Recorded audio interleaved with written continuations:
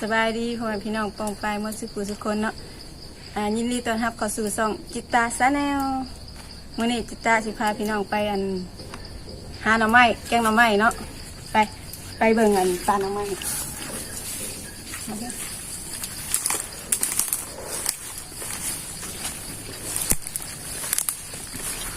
เข้าป่าหาหน่อไม้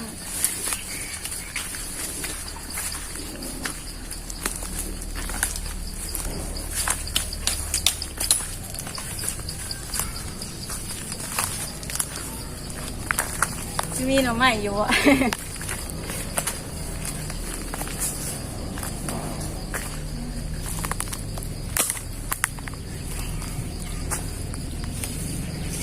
มาผัด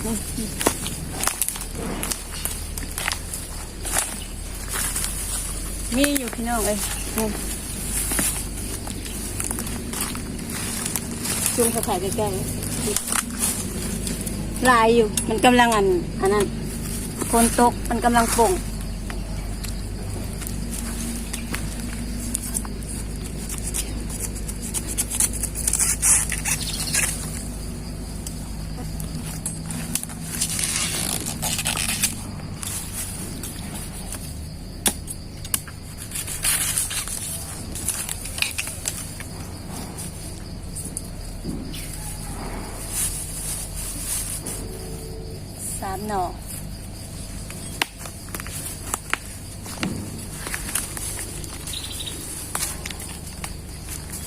3 หน่อพอปะ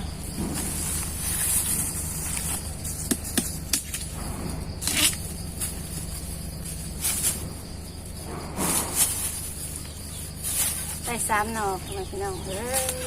หน่อ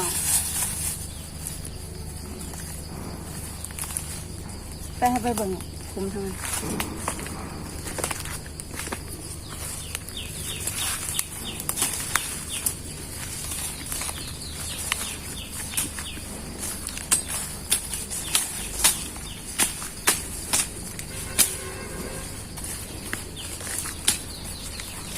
สวนก็อยากหกเนี่ย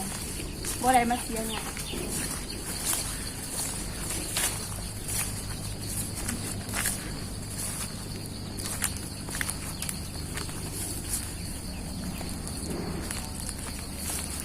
ซึ่งนี่ค่ะบ่มี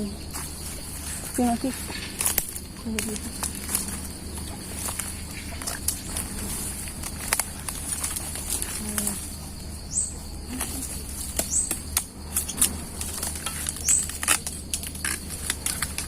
มีแต่หน่อไม้อ่อนๆงาม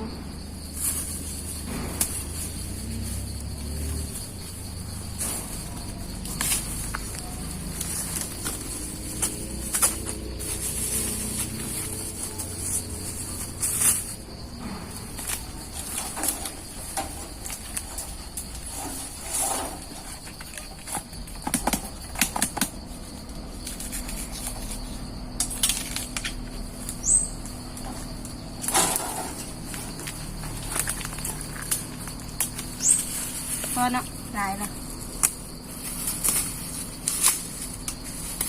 ได้หลายอยู่ต้นมะไข่ที่นี่บุกไปเบิ่งหน่อไม้บงหวานบ่ไปได้อยู่บ่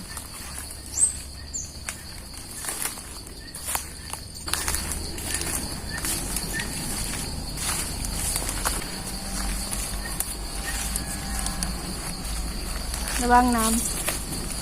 ำมีแต่น้ำอันนี้น้องอย่านางเขาเห็นอย่านางเก็บอย่านางก่อนนางมาทำงาน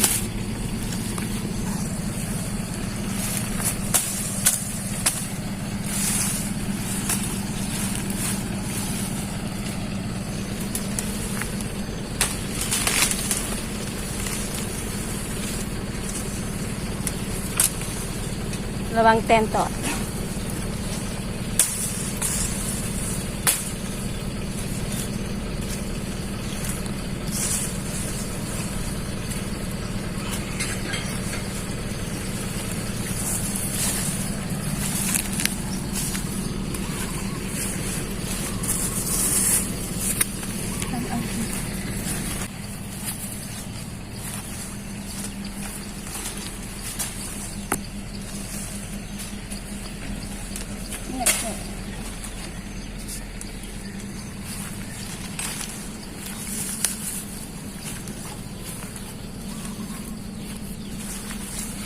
มาเบิ่งปลาหน่อไม้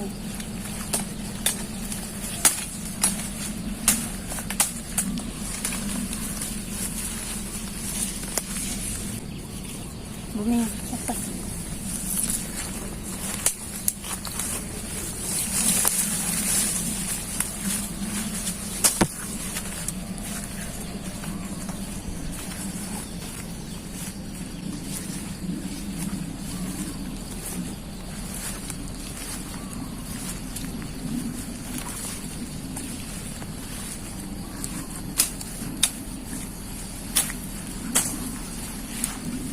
มันลก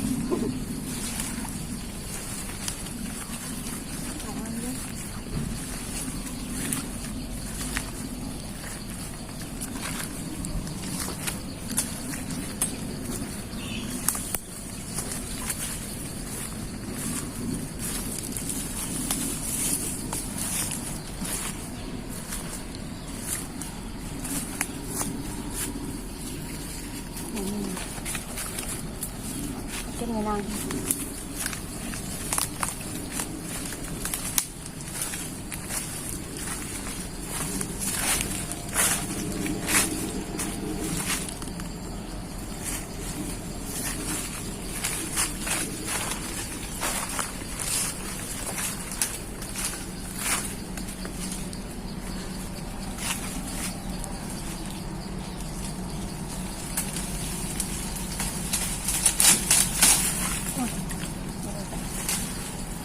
ยานางกับบัตรเสียเอาหรือบ่มี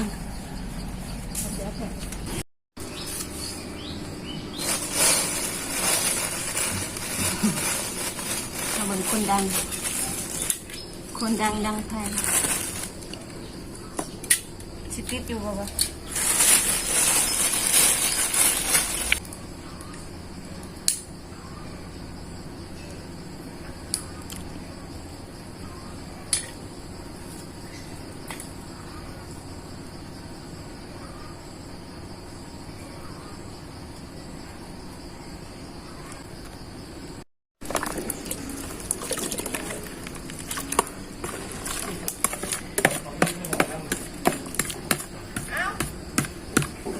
แกงหน่อไม้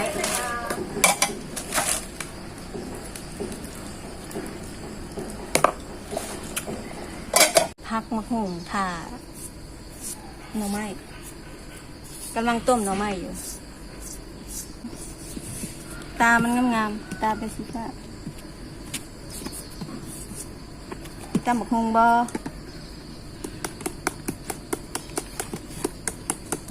จับข้าวหม้อเด้อเนี่ย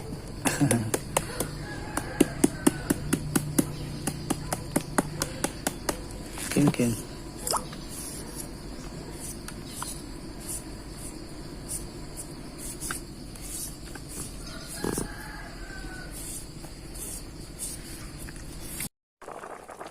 ดละจ้าคุณจะแซ่บอีหลีเดี๋ยวถามแป๊บนึงให้มักมันสุกแล้วเฮาก็จะเอาผักขะแยงลงสบายดีข้างเนาะมาแกงหน่อไม้กันแล้วล่ะแกงหน่อไม้ตำบักหุ่งมีลาบเดี๋ยวมาซูมมันใกล้ๆกันยังหวานกันเลยแกงหน่อไม้ตำบักหุ่งกินกันเลยเนาะมาพี่น้องกินน้ำกันตอนนี้มันทอด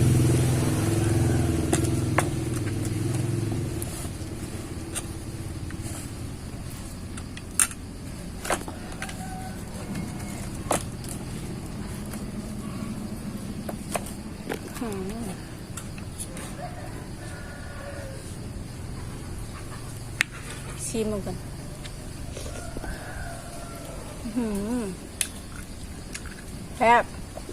แคบหลายโอ้ยมาวัน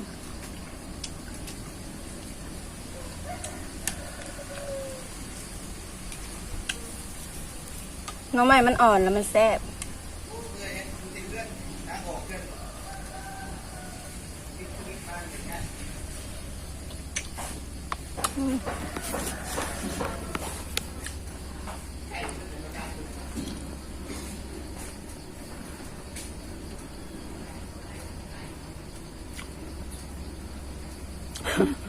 นั่งบังกันได้หลาย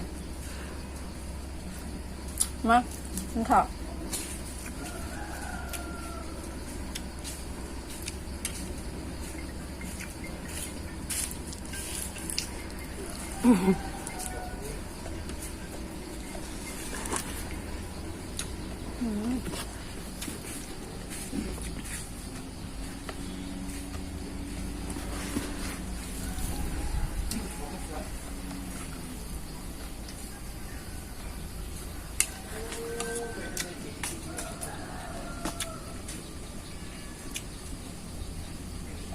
จะเอามาเป็นห่อน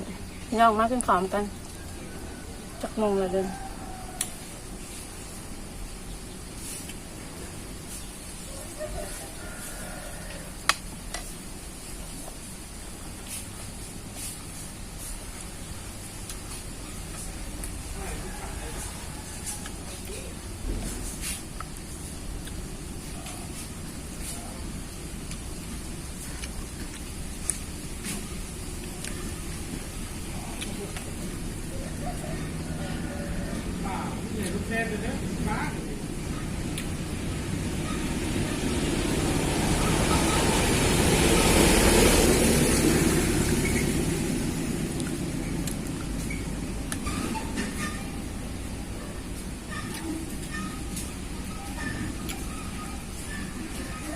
ทั้งวันก็ได้หลายนั่งเขาว่าซะ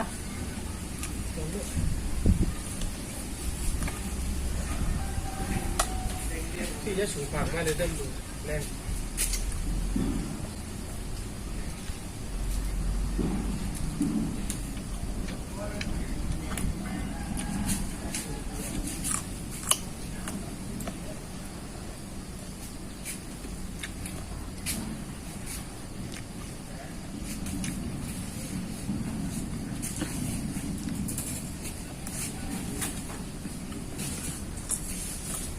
ที่เราเป็นเมื่อไหร่นี่ก็ละที่ทำมันที่เป็นทุกเป็นเมื่อไหร่นี่เป็นอีกคนนึงแต่เจ้าจับคัดหยาบเลย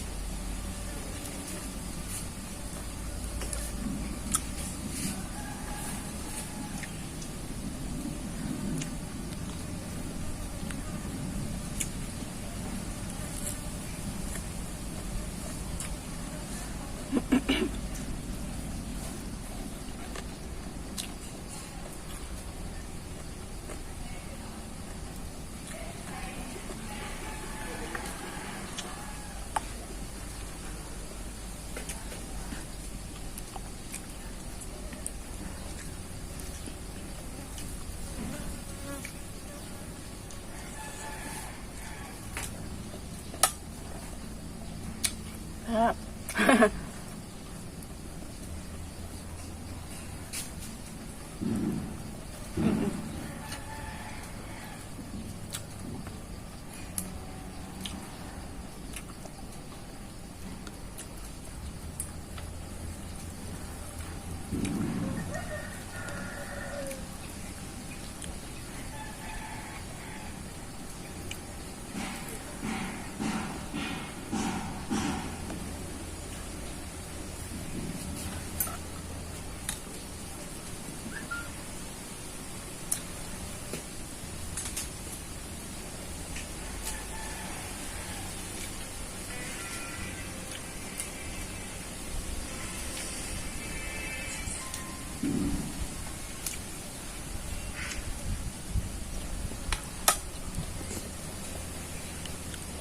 มากินนำกันเลย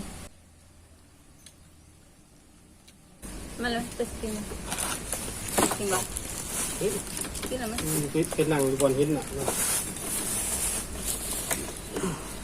กำลังเตียงหักเลยหนังไม่ได้ว่าบ้ากินจังอยู่เดี๋ยวหมูเด้ทำมาไหนครับลืมมาเขียนหมูนี่ก็เอาไม่แก้มาใจ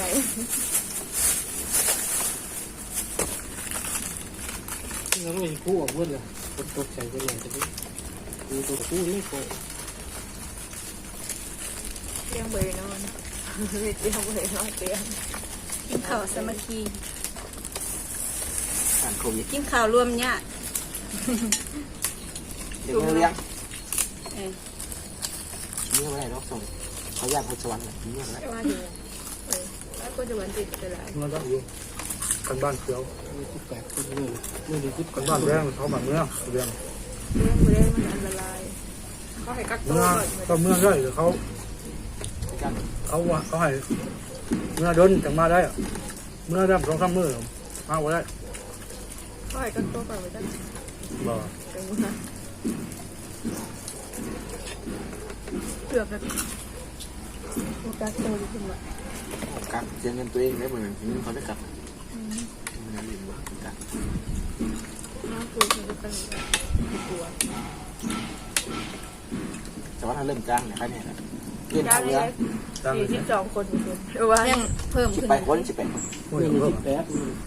ทางเมื่อวานนี่42 เริ่มมือวันนี่ที่สอง รวมยอดเจ้ายอดนักหรือว่ารวมหรือว่าเป็นอะไรในชุมชนบ้างมันเป็นพันแล้วก็จะ เพิ่ม ใส่เสียงเพลงขับมาด้วย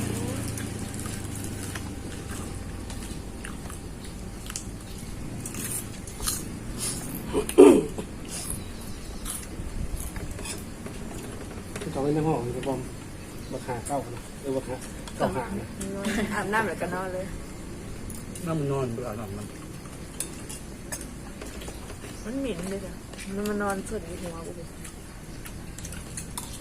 ออกมาที่แม่ไม่ก็บริกินสักอย่างมา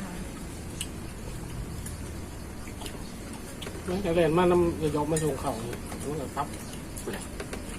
มา เจ้ามาสิมาไปยก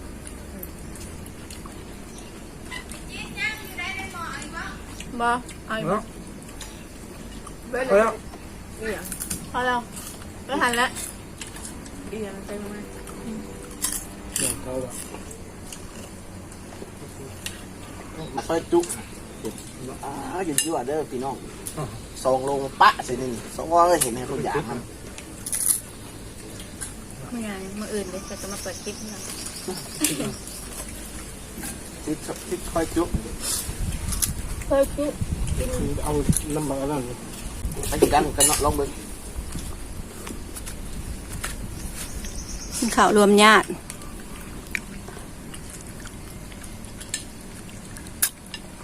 เขาเนี้ยว่าจ้าคืออะไรน้าใส่แดด อย่าลืมเข้าไปกดไลค์กดแชร์กด Subscribe ช่องจิตตาซาแนล